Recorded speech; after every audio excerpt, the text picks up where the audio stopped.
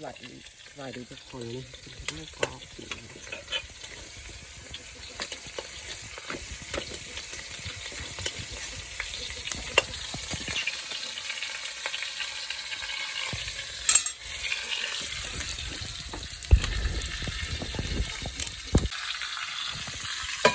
ันนี้เขาจะมาให้ไม่กอกถึงจะทุกคน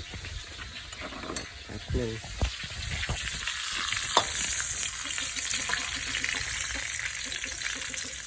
ที่ของยาน้ำมันที่ใส่เขาข้าวหม้อปิดไว้เลย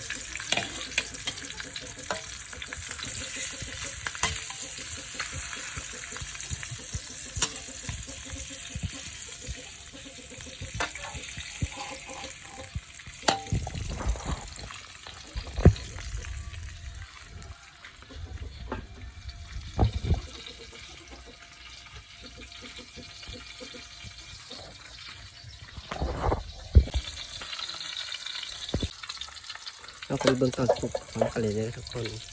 นี่ทุกคนเอาให้เสร็จเลยทุกคนซีมึง